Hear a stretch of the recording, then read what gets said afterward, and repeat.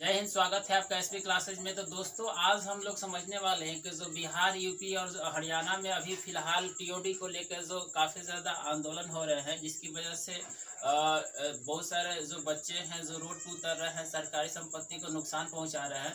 तो वास्तविक चीज़ इसमें है क्या, आखिर क्या रियलिटी है जिसकी वजह से इतना जो है युवा भड़के हुए हैं। इसको अच्छे से समझते हैं और फिर अंत में हम कंक्लूजन पे आएंगे कि क्या चीज़ सही है, क्या चीज़ होना चाहिए। तो आपको पता होना चाहिए कि आर्मी में जो है अगर मुख्य रूप से बात करें तो 3 तरह की जो है बहालियाँ आती है। जो परमानेंट एक होता है, जिसमें परमानेंट में जो है पूरे लाइफ भर, इट मीन्स कि आपको जो है जवान है तो आप जो है आपको 38 से 40 साल तक की आपको यहाँ पे वर्क करने होते हैं। अगर उसमें आप ऑफिसर रैंक के हैं तो आपको वहाँ पे जो है 50 साल तक आपको सर्विस करना होता है। और अगर आप कर्नल रैंक के हैं या उससे ऊपर के हैं तो आपको 60 पे रिटायर कर दिया जाता है ना। और इसमें जो सेकेंड आता है शॉर्ट सर्विस, तो इसमें शॉर्ट सर्विस में जवानों को जो लिया जाता है उसमें उन लोगों को 10 से 15 साल तक सर्विस के बाद से इनको रिटायर कर दिया जाता है और इनको पेंशन दिया जाता था पहले, है ना। अभी जो है टूर ऑफ ड्यूटी जो टीओडी लागू किया गया है, इसका 2020 में ही चर्चा किया गया था कि ये जो जब हमारे सीडीएस बिपिन रावत जी जो थे, उसी समय ये डिस्कशन हो रहा था इस पे कि ये टूर ऑफ ड्यूटी लाने के लिए। तो उस समय 3 साल पे बात हो रही थी, लेकिन इसमें इंक्लूडिंग किया गया कि 6 महीने जो है ट्रेनिंग का भी दिया जाएगा। तो इसको और बढ़ाया गया, तो कहा गया कि अब ये जो है 4 साल के लिए अभी जो है लागू किया गया है कि नहीं, जिस पे आंदोलन चल रहा है कि नहीं। अब 4 साल में यहाँ पे सरकार क्या अपना पक्ष दे रही है कि 4 साल के लिए बहाली लेंगे तो हमको जो है यहाँ पे पेंशन नहीं देना पड़ेगा। और 4 साल के लिए जो युवा आएंगे 17 से 21 के आएंगे तो काफ़ी जवान होंगे तो उनके अंदर काफ़ी ज़्यादा जो है एनर्जी होगी, खून गर्म होगा, तो उनको बॉर्डर पे लड़ने के लिए भेजा जाएगा। शादी ब्याह तो हुआ नहीं रहेगा तो काफ़ी ज़्यादा एनर्जेटिक होकर देशभक्ति उनके अंदर पूरी भरी रहेगी और उससे हिसाब से वो सीमा की रक्षा करेंगे, आगे नहीं। तो ये तर्क दिया जा रहा है। अब उस पर हम परिप्रेक्ष्य में और भी आएंगे। एज लिमिट जो है पहले जो है आती थी 17.5 से 24 तक की, जिसको अभी घटा के 17 से 21 किया गया है। लेकिन अभी 2 साल पहले से जो अभी लोग ज्वाइनिंग नहीं किए हैं, जो है फिजिकल और रनिंग निकाल के बैठे हुए हैं, तो उनका जो है एज क्रॉस कर चुका है और उसको उस जो है बहाली को अब जो है रद्द कर दिया गया है कि उसका बहाली होगा ही नहीं। तो बताइए जो पहले से रनिंग और फिजिकल निकाल के बैठा है वो कहाँ जाएगा फिर, आगे नहीं।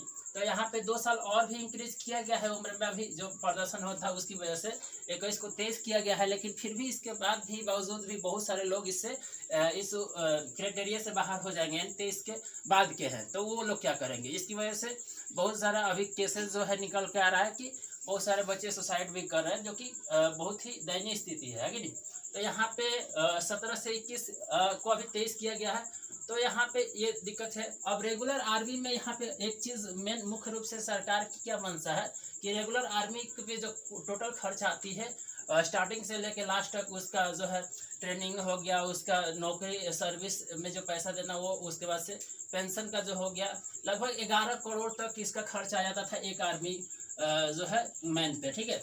अब टूर ऑफ ड्यूटी में क्या दिख रहा है कि हाँ उसको जो है यहाँ पे वेतन के टाइम में 11 लाख समथिंग कुछ देना है, फिर जो है रिटायर किया जाएगा उस समय 11 लाख, यानी कि लगभग 22-23 लाख में काम हो जाएगा। और ट्रेनिंग वॉर्निंग में जो मान के चलिए कि हम इसको 50 लाख मान लिए कि 50 लाख जो है एक जो है आर्मी पे खर्च किया जाएगा टूर ऑफ ड्यूटी पे। तो यहाँ पे इसका क्या है, सरकार का 10 करोड़ जो है 50 लाख रुपये बचत हो जाएगा ना। 10 करोड़ 50 लाख, जो कि यहाँ पे फायदा सरकार देख रही है अपनी। और यहाँ पे कहा जा रहा है कि यहाँ पे सबसे बड़ी चीज़ है कि हमको पेंशन नहीं देना पड़ेगा, और जिसकी वजह से हमारा बहुत सारा जो है अमाउंट यहाँ पे बच जाएगा, जिसकी वजह से हम हथियार खरीद सकते हैं, या फिर जो भी वो पक्ष दे रही है कि हथियार खरीदेंगे। अब क्या चीज़ें होगी वो तो खैर वही जानती है। तो यहाँ पे इसको प्रदर्शन को लेकर चला गया कि सबसे पहली चीज़ है कि यहाँ पे 4 साल जो है नौकरी क्या होता है। अब 17 पे कोई ज्वाइन किया है, 21 पे यहाँ पे रिटायर हो गया, उसके बाद से वो क्या करेगा। तो बहुत सारा जो है लोग बोल रहा है कि प्राइवेट जो है जॉब पे जो है यहाँ पे बहुत सारा उसको आरक्षण मिलेगा, और भी बहुत सारे जो सरकारी जॉब है उसमें भी उसको प्राथमिकता दी जाएगी। लेकिन कितना दिया जाएगा इसका कोई खुलासा नहीं किया गया, ऐसे दिया जाएगा। और प्राइवेट में आपको पूरी तरह से मिलेगा। और भी कुछ स्टेट जो है पुलिस सेवा भी बोला गया है कि उसमें भी प्राथमिकता दी जाएगी। लेकिन ऑलमोस्ट टोटल मिला के बात है कि मतलब अगर क्या है इसका कोई फिक्स नहीं है ना। इसमें जो है एक चीज़ बोला गया है कि टूर ऑफ ड्यूटी में जो है 100 में 25% जो है लोगों को परमानेंट में भी यहाँ पे जाने का, रेगुलर में भी जाने का मौका मिलेगा। लेकिन अब मान के चलिए कि 100 आदमी गए और उसमें से 25 लोग ही तो जा पाएंगे आगे, फिर और बाकी 75 लोग जो निकाल दिए जाएंगे वो कहाँ जाएंगे। तो उसके बारे में थोड़ा सा सोच बड़ी ज़रूरी चीज़ था, क्योंकि यहाँ पे आर्मी के लिए काफ़ी ज़्यादा लोग एफर्ट्स करके, काफ़ी ज़्यादा मेहनत करके जाते हैं युवा, है ना, जो कि एक नॉर्मल आदमी के लिए मुमकिन नहीं है ना। इतने सुबह में ठंड में उठकर रनिंग करना, उसके बाद से अपने हेल्थ को काफ़ी फिट रखना, देशभक्ति के लिए अपने आप को झोंक देना, एक जो एक जुनून बन जाता है। उसके बाद से आदमी को अगर कहिएगा कि 4 साल के बाद दूसरा काम कर लो तो नहीं होगा उससे। ऑलमोस्ट आप मान के चलिए ना कि आपको 1 साल चाहे 6 महीना बोल दिया जाए कि आप पढ़ाई मत करिए, पढ़ाई से आप छोड़ दीजिए, फिर 6 महीना बाद चाहे साल भर बाद आप पढ़ाई करने के लिए मन नहीं लगेगा आपका, तो अब 4 साल बाद दूसरा काम इसको कहा जाएगा दूसरा काम करने के लिए, तो उतना ज़्यादा एफर्ट्स नहीं दे पाएगा उसमें, बहुत ज़्यादा वो अच्छा नहीं कर पाएगा, क्योंकि ऑलरेडी जिस चीज़ के लिए पूरा 100% दिया वो चीज़ें उसको लाइफ फुलफिल पूरे जीवन भर नहीं मिल पाई।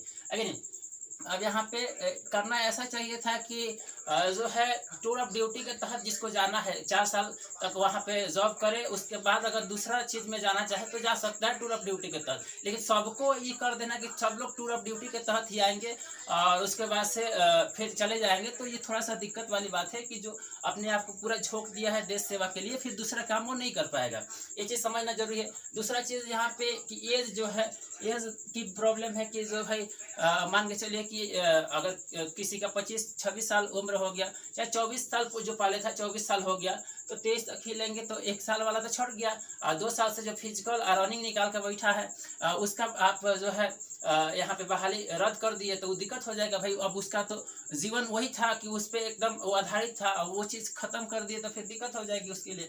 तो यहाँ पे ये चीज़ पे सोचना चाहिए, उम्र को लेके भी दिक्कत है। उसके बाद से अब यहाँ पे जो है अब आंदोलन कर रही है यहाँ पे जो है परिप्रेक्ष्य में जो हमारे युवा, जो हमारे आदमी लोग, तो उसको थोड़ा सा बरगलाने के लिए अभी बहुत सारे जगहों पे क्या किया कि बहुत सारे जो डिस्ट्रिक्ट है उसमें इंटरनेट सुविधा कोई बंद कर दिया गया। उसके बाद से 144 जो है धारा लागू कर दिया गया बहुत सारे शहरों में कि लोग आपस में बातचीत ही नहीं करेंगे, एक जगह इकट्ठा ही नहीं होंगे, व्हाट्सअप चाहे फेसबुक चाहे किसी माध्यम से चीज़ें फैलेगी ही नहीं, तो मतलब यहाँ पे आंदोलन होने का कोई चांस ही नहीं रहेगा। तो इसका मतलब है कि सरकार जानती है कि कहीं ना कहीं हमसे गलती हुई है और लोग इसका विरोध करेंगे, जिसके में बहुत सारा नुकसान हो रहा है, तो ये सारी चीज़ें प्रपंच जो है रचा जा रहा है। तो ये कहीं ना कहीं दिक्कत है यहाँ पे इस चीज़ों के बारे में, उम्र को लेकर। और ये जो 4 साल की जो एज है इसमें इसको लेके काफ़ी सोचना ज़रूरी है, और एक सही इनिशिएटिव लेना, एक सही डिसीजन लेना काफ़ी ज़रूरी है। तो एक बार इस पर विचार जरूर होना चाहिए। और मुझे लगता है कि जो आदमी 4 साल के लिए जाना चाहे टूर ऑफ ड्यूटी के तहत, उसी को बस वो जाए, फिर तो दूसरा चीज़ में अगर जाना चाहे तो वहाँ से आके आरक्षण लेके दूसरा चीज़ भी करे। लेकिन जो कि चाह रहा है कि हम अंततः लास्ट तक हम जो है देश सेवा को ही समर्पित हो, देश सेवा ही करें, तो उसको मौका मिलना चाहिए उसको अंत तक सेवा करने का। और जो है उम्र का है उसमें भी थोड़ा सा भी इंक्रीजमेंट मिले, जैसे कि 2 साल से बाहर नहीं आई है, बहुत सारे लोग जो है इस क्राइटेरिया से बाहर हो रहे हैं, तो वो भी इसमें आ जाए, उनको भी मौका मिले कि वो देश सेवा के लिए समर्पित हो सके।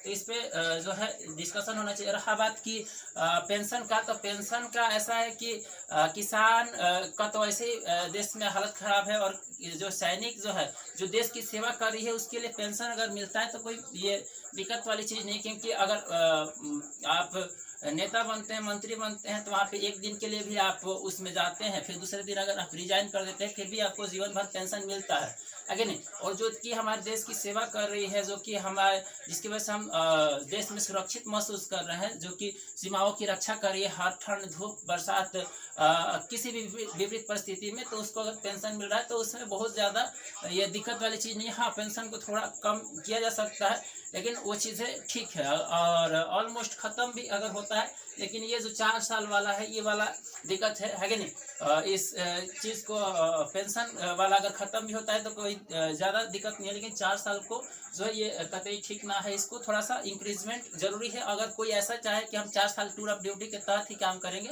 तो ठीक है, वो कर सकता है। लेकिन और कि कोई आदमी चाहे कि हम जिंदगी भर अपना जो है देश को डेडिकेट करना चाहते, देश को समर्पित करना चाहते, तो उसको मौका मिलना चाहिए। तो आई होप कि चीज़ें क्लियर हुई होगी।